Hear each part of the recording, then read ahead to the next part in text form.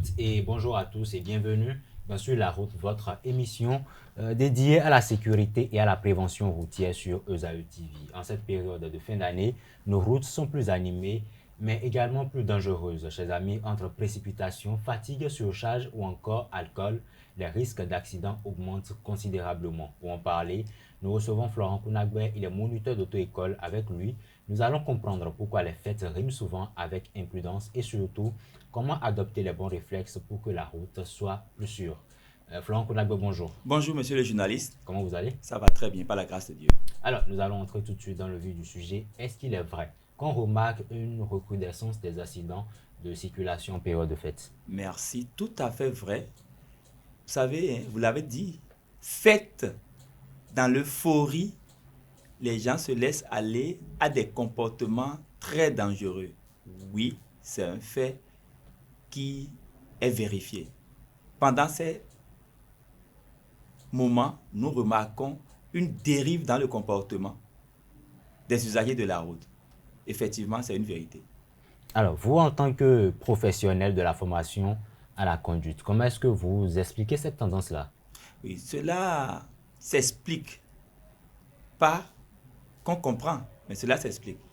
Oui. Vous savez, pendant le dernier trimestre de chaque année, il y a beaucoup de facteurs qui poussent les gens à prendre des risques inutiles et très dangereux.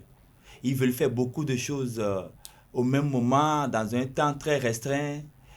Parce que pendant cette période-là, les gens veulent faire face à ce que vous avez nommé au début, la fête.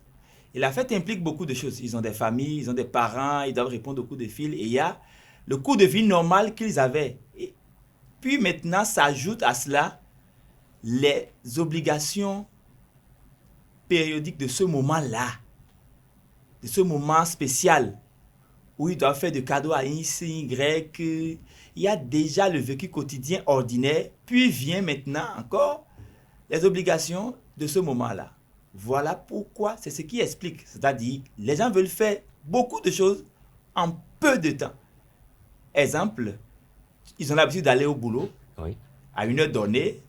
Ils ont l'habitude de revenir à une heure donnée. Ils prennent la pause à une heure donnée.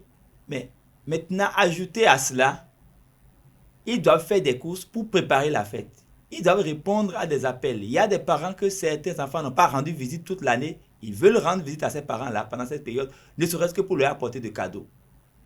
Et ajouter à tout ça les imprévus. Vous voyez, donc ils veulent faire beaucoup de choses pour un laps de temps. Le temps n'augmente pas, les horaires ne s'augmentent pas. C'est toujours les mêmes. Mais eux, ils veulent utiliser maintenant ces horaires-là et faire beaucoup de choses Pour à la répondre fois. à un certain nombre de besoins donnés. Voilà, pour faire face à certains. Voilà pourquoi ils prennent des risques inutiles, ils veulent vite joindre, aller ici et là, vite faire beaucoup de choses pour un petit temps donné. C'est ça qui crée le fait qu'ils prennent des risques. Ils vont plus vite. Ils peuvent se permettre de prendre le téléphone. Ils prennent des risques très dangereux pour leur vie et pour la vie des autres usagers de la route. D'accord, mais est-ce que ça veut dire que l'alcool et la drogue au volant ne sont pas des facteurs aggravants, en tout cas selon vos observations à vous? Tout à fait, l'alcool et le nom, c'est même à bannir. On ne peut pas prendre le risque quand on veut intégrer la circulation de prendre de l'alcool ou bien se droguer parce qu'on a un rendez-vous ou bien on veut aller quelque part. On dit bon, il faut prendre un peu plus de... Il faut se doper, il faut se charger, comme on pouvait... Les gens aiment le dire là. Se charger avant d'aller à ce lieu-là, non. C'est des trucs, c'est des facteurs qui aggravent, par exemple, les accidents. Qui augmentent les risques d'accident. Tout à fait. Alors, vous êtes moniteur d'auto-école, on l'a dit à l'entame. Comment est-ce que les auto-écoles peuvent renforcer la conscience du risque chez les conducteurs qui sont formés dans ces endroits-là? Merci pour cette question. Vous voyez, ce que vous faites là, c'est ça qu'on appelle la sécurité routière. Vous contribuez à la sécurité routière. Toutes les mesures qu'on peut prendre, les auto-écoles ont un rôle primordial à jouer. En fait, parce que nous sommes la maternelle de la sécurité routière. La population n'est pas en contact avec le Centre national de la sécurité routière. La population n'est pas en contact avec le ministère. La population n'est pas en contact avec l'ANAT. Mais la population est en contact avec les auto-écoles. Ça revient aux auto-écoles que nous constituons, installées partout, pléthore à foison, de jouer pleinement ce rôle-là. Ça nous revient. Mais malheureusement, on constate que nous écartons ce rôle-là et nous nous concentrons sur autre chose. Et voilà. Donc, ça revient aux auto-écoles. C'est le premier rôle. Si vous cherchez, vous allez voir que c'est le premier. C'est ce que les auto-écoles doivent faire. Éduquer, contribuer à l'éducation routière. Ça nous revient. C'est à nous de faire ce travail-là. D'intégrer dans nos programmes, dans nos programmes d'études, dans nos centres d'éducation, des séances d'éducation routière. Des moments d'immersion où nous montrons aux gens réellement ce que ça implique faire un accident. Parce que quand on fait un accident, ça implique beaucoup de choses. Et lorsqu'on démontre, beaucoup prennent attention. Un accident, ce n'est pas seulement ce qu'on peut imaginer, destruction du matériel, non, ou même destruction d'une vie. Perdre une vie, c'est encore mieux, ça, dans un accident. Mais pour quelqu'un qui n'a pas perdu la vie et qui est accidenté, vivant, qui était un recours, et que tout le monde doit venir maintenant lui porter assistance, vous savez ce que ça implique? Lorsque vous êtes un recours d'une famille et que vous faites un accident et que vous êtes couché dans le lit, vos enfants vont venir à l'hôpital. Votre femme sera là, les amis, les collègues, les gens, tout le monde est embarqué. Ça fait un manque pour la nation. Lorsqu'on démontre tout ça au cours des séances d'éducation routière dans les auto-écoles, enfin chez nous en particulier, les gens prennent une certaine conscience. Les gens, ça s'agisse plus, deviennent plus responsables. Ils évitent de faire certaines choses. Ça nous revient, c'est le rôle des auto-écoles. Ça nous revient de contribuer à l'éducation routière des usagers de la route. C'est notre rôle, puisque la population n'est pas, comme je l'ai dit à l'entame, en contact avec le Centre national de sécurité routière, ni la NAT, ni le ministère. C'est pleinement notre rôle. C'est le rôle des auto-écoles établis partout dans le pays. D'accord. Et quand on parle de fête, on parle également de trajets, parfois de longs trajets pour aller quérir certains besoins. Quelle importance accorder à l'entretien des véhicules avant les longs trajets en période de fête de fin d'année? Tout à fait. Vous savez, ici même, je me rappelle, il y a peut-être 3 ans derrière, où je suis venu, je présentais le manuel idéal d'utilisateur de véhicules en jouir et non en souffrir. Quand on a une voiture, il y a un b.a.-ba, un minimum qu'il faut connaître. Quand tu as une moto, il y a un minimum qu'il faut connaître pour jouir de ce matériel roulant-là pendant la durée de possession. Il est facile d'entendre certaines personnes, ils ont leur voiture ou leur moto, tout le temps, je suis chez le garage, je suis tout le temps au garage, tout le temps. Oh, la voiture, mon tournant du quoi dit, on entend des trucs comme ça, ça me prend de l'argent. Oui, c'est du fait de ton ignorance. Nous m'entendons tout, des romans tout noirs, et tout noir. Tu ne connais pas et tu ne cherches pas à connaître. C'est à cause de ça que ta voiture va te bouffer de l'argent. 1, 2, tu vas chez le mécanicien pour qu'il fasse cela. Alors, comment connaître? Très bien, merci. Mais il faut se rapprocher des sachants. Par exemple, si là où nous sommes, si moi je veux connaître comment fabriquer une chaise, je dois me rendre chez un menuisier, monsieur le journaliste, n'est-ce pas? Exactement. Mais va chez les sachants, les moniteurs. Un peu avant qu'on arrive, je disais à quelqu'un au téléphone, avant, quand on était dans la salle d'attente, mais rapproche-toi d'un moniteur. Les moniteurs sont les sachants. C'est les maîtres pédagogues qui possèdent le savoir et qui le distribuent. Ne cherche pas, parce que c'est quelqu'un qui voulait faire recyclage, qui m'a appelé tout à l'heure un peu avant qu'on arrive sur le plateau. Il a dit, mais ne cherche pas à te faire former par un parent ami ou bien le chauffeur de ton mari. Parce que, au fait, le piège, tu te fais déformer plus que tu ne te fasses former. Dans quel sens? Celui qui n'est pas un moniteur ne peut pas être impersonnel dans la formation. Il va te transmettre ses tas à lui, ses manies, ce qu'il fait, il croit que c'est bon, là, alors que le moniteur sait s'adapter à chaque candidat. C'est la particularité. Donc, pendant cette période de fête, du fait de l'ignorance, les gens, ils ne vont pas faire les b.a.-ba à leur voiture, à leur véhicule. Parce qu'ils ne savent pas ce qu'il faut faire. Il y a des b.a.-ba, des trucs simples à faire à une voiture lorsque nous la possédons, pour jouir dans la durée de possession. Sinon, on en souffre. Regardez les garages un peu partout, ils sont remplis. Les garages sont remplis. C'est rempli. Les gens en souffrent, ils ont des voitures, mais ils en souffrent parce qu'ils ne connaissent pas les b.a.-ba. Ils ne connaissent pas ce qu'il faut faire. La voiture, c'est comme l'être humain qu'il faut suivre de très près. N'attendez jamais que la voiture vous signale quelque chose. Vous-même Dans l'entretien d'une voiture, le propriétaire a un rôle à jouer. Dans l'entretien d'une voiture, le propriétaire, celui qui possède la voiture, a un rôle à jouer. Et s'il ne joue pas sa partition, mais tout le temps, il y serait au garage. Voilà pourquoi je dis, pour cette période sensible, les gens n'ont qu'à chercher. S'ils veulent rester dans leur état, alors qu'ils aillent vers le garagiste pour dire, mais écoute, conduis ma voiture, si tu fais une remarque, viens. Nous, par exemple, il nous arrive d'aller faire le rôle de préposé à l'entretien. Pour des gens qui nous connaissent, qui nous font recours, qui nous appellent, on va jouer le rôle de préposé à l'entretien. Préposé à l'entretien. Oui. Qu'est-ce que cela veut dire en français facile? Il y a une fiche, c'est un papier. Oui. Il y a des cases à cocher. Quand je vais, par exemple, quand on m'appelle et que je vais, tout ce que je remarque, je note d'anormal. Un peu comme un examen. Exactement. Tout ce qui est normal, je dis c'est bon. Je dépose la fiche, je fais une copie, je dépose. Demain, le propriétaire ne me dira pas, toi tu as remarqué que tu m'as dit quelque chose, je t'ai fait confiance, tu as remarqué que tu ne m'as rien dit. Et si c'est quelqu'un, de toute façon, celui qui sollicite ce service, il sait à quoi s'attendre. Il sait à quoi s'attendre. Le soir, il lit la fiche, ah, on m'a signalé telle chose, je dois aller rapidement. Il va voir son garagiste, on ne répare pas. Au démarrage, dès qu'on entend le bruit d'une voiture, on sait à peu près on peut savoir. Ouais. Donc, les gens n'ont qu'à aller se faire checker, comme on le dit. Et aujourd'hui, ce que je conseille à tout le monde, sans pour autant faire de fâcher, allez faire scanner vos véhicules. Les mécaniciens manuels dans les rues qui refusent de se faire recycler vous abîment votre voiture plus qu'ils vous réparent la voiture. Parce que les voitures d'aujourd'hui sont des petits robots, au fait, avec des capteurs partout. Mais voilà que la pédagogie avec laquelle ceux-là se sont fait former, c'est la pédagogie par la découverte. Ils sont restés debout dans des garages. Ils ont appris la mécanique debout dans des garages. Maintenant, ils ont fini. Mais aujourd'hui, les voitures qui arrivent, ce sont des voitures purement robots. On va dire que ce sont des robots. Donc, dire que ça coûte cher de faire scanner son véhicule. Oui, bon, qu'est-ce qu'il souhaite? S'il dit ça, je vais lui donner l'exemple de quelqu'un qui était chez moi, qui a refusé de faire scanner sa voiture, mais qui en a fait les frais. Et après, il est revenu, va pour dire, indiquez-moi l'endroit. Et je lui ai indiqué. Et après, il est allé, il est revenu. Mais je lui ai averti, j'ai dit, c'est cher, mais c'est mieux.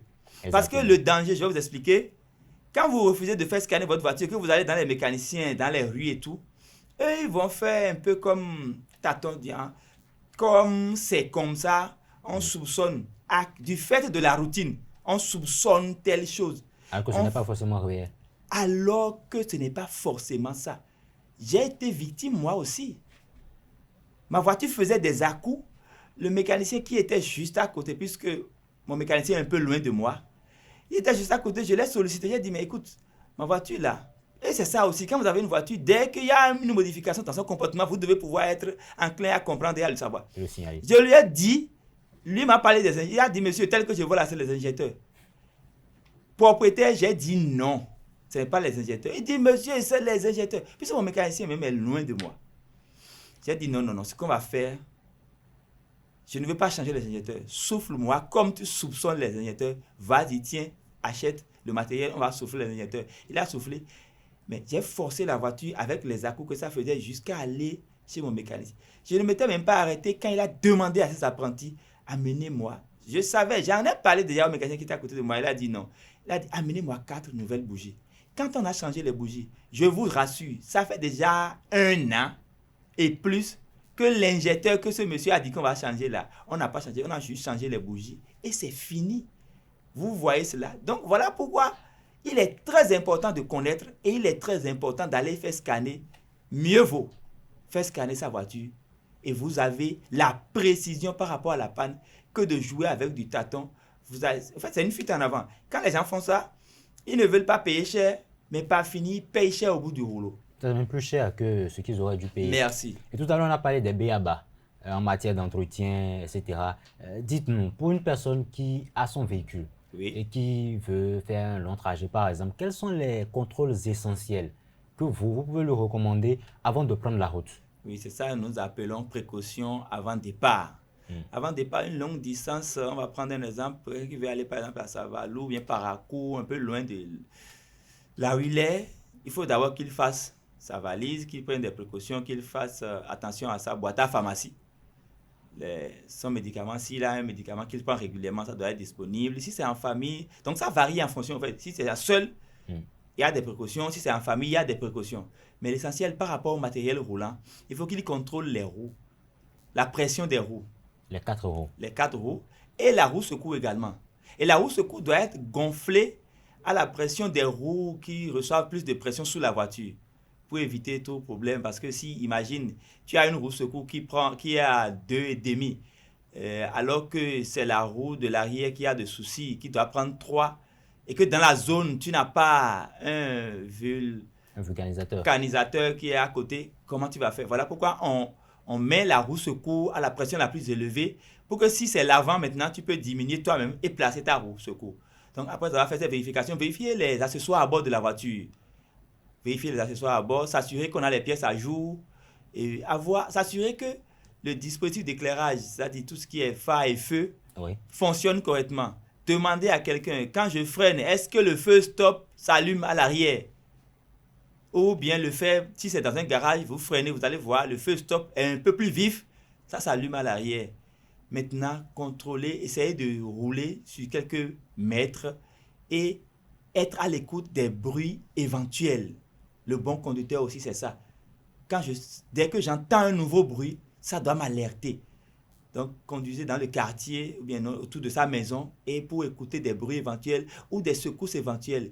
Je n'ai pas l'habitude d'entendre tel bruit, je n'ai pas l'habitude de sentir telle chose dans mon volant. Quand je sens des nouveautés, voilà quelques de ces précautions. Et pour le reste, quand les gens seront dans les centres, les moniteurs, les maîtres, pédagogues, ils vont déployer tout le programme qui consiste précaution avant départ pour eux. Merci. Et pour ajouter à ce que vous dites, moi je dirais tout simplement qu'un bon conducteur doit être quand même un petit mécanicien. Parce que on a beau avoir la roue de secours, quand on ne sait pas la placer, ça devient compliqué. Parce que je me rappelle en avoir fait les frais une fois avec quelques collègues, on était en route pour Dougou.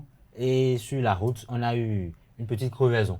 Bon, il y a eu une crevaison, mais on a placé la roue de secours. Le conducteur ne s'y connaissait pas forcément.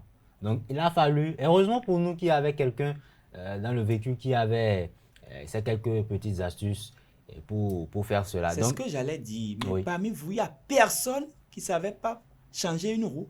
Alors que non, chez ce n'est pas qu'il n'y a personne qui ne savait pas le faire, mais c'est juste que celui avec qui on avait placé tous nos espoirs, voilà que c'est lui qui ne s'y connaissait pas réellement. Puisque je vais vous dire, ceux qui sortent d'une école de conduite doivent savoir changer une roue. Exactement. Oui.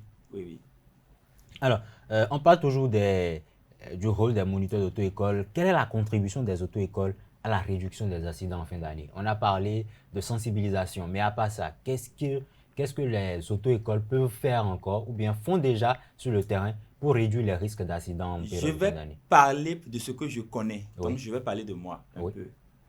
Moi, j'organise non seulement en période de fin d'année, je vais parler des classes de sécurité routière que je fais, qui sont tout à fait gratuites, ouvertes à tout le monde, même à des passants. Je les fais au début des vacances, à la rentrée, et bientôt je vais lancer ça. Les classes de sécurité routière, où je prends les gens qui passent, tout désireux, personne qui veut connaître quelque chose, il vient, il s'assoit. On développe des chapitres sur l'éducation routière, la sécurité routière, pour contribuer à la sécurité routière dans notre pays. C'est ce que nous faisons. Les auto-écoles, déjà, le programme qui est exécuté dans les auto-écoles, c'est une manière de contribuer à la sécurité routière au Bénin. Comme je vous l'ai dit, les auto-écoles sont pleinement dans ce rôle-là. Ils reviennent aux auto-écoles, puis c'est les auto-écoles qui sont en contact.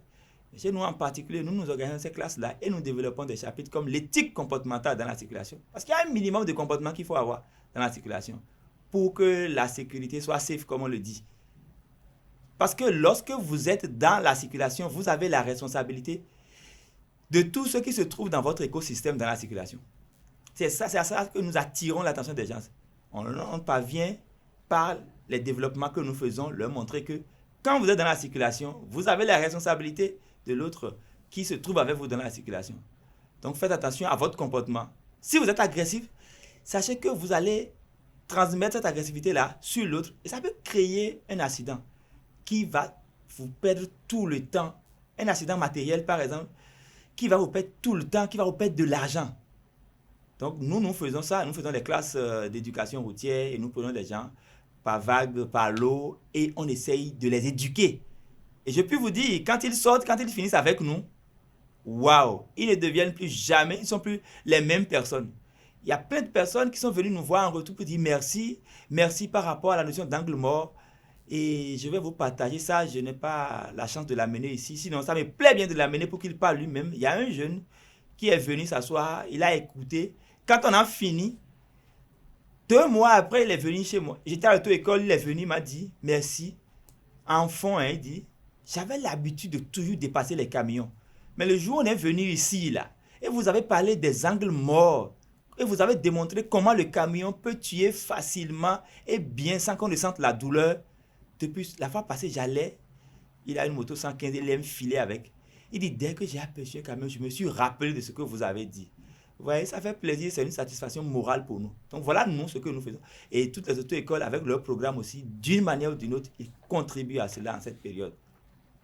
Alors, on a parlé un peu de tout, mais il y a quand même une question qui m'intéresse, les nouvelles technologies. Est-ce que quelque part les nouvelles technologies n'encouragent pas la prise de certains risques?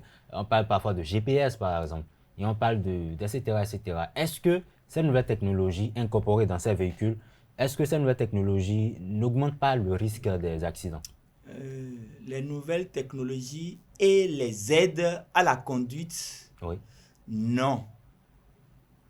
Mais je vais plutôt parler de nouvelles technologies en abordant, en ajoutant le mot téléphonique. Ok. Excusez-moi, je veux défier les concepteurs. Le fait qu'ils ont permis à ce que les gens ouvrent leur appel. Les gens ouvrent leur appel dans la voiture. C'est très dangereux et c'est mauvais. Ce n'est pas une bonne chose. Ce n'est pas bien qu'on puisse permettre à quelqu'un qui est au volant de communiquer encore dans la circulation. Parce que circuler, c'est communiquer. On communique avec les panneaux, on communique avec les lignes, on communique avec les feux, on communique avec les agents qui réglementent la circulation. Alors, imaginez quelqu'un qui a 2 téléphones aux 2 oreilles à la fois. Circuler, c'est communiquer. Et tu ajoutes une autre communication. Le temps qui nous est réservé est parti. Sinon, on pouvait démontrer comment cela est très dangereux de téléphoner pendant qu'on est en circulation. Je pense qu'on aura l'occasion de le faire très prochainement. Merci beaucoup. Alors, dites-nous un petit message pour conclure. Je vais demander à tous les usagers de la route, pendant cette période de fin d'année, calmez-vous, faites les choses normalement comme cela se doit. Le maître des temps et des circonstances, il sait comment vous allez répondre ou aborder telle situation sociale de la vie, en famille ou professionnelle. Lorsque vous êtes en retard, hâtez-vous dans une certaine lenteur. Donnez-vous le temps d'y aller. Ne cherchez pas à rattraper le temps que vous avez déjà perdu. C'est ça qui exprime, c'est ça qui prouve que vous êtes un être humain au fait. Assumez le retard. Assumons notre retard. Parce qu'on ne vit qu'une seule fois. La vie n'a pas de duplicata. Merci. Exactement. La vie n'a pas de duplicata, chers amis internautes. Aujourd'hui, nous avons parlé des prises de risques en période de fin d'année comme moteur de recrudescence des accidents en circulation. C'est ainsi que prend fin le numéro d'aujourd'hui de Sur la route. Merci et au plaisir de vous retrouver prochainement.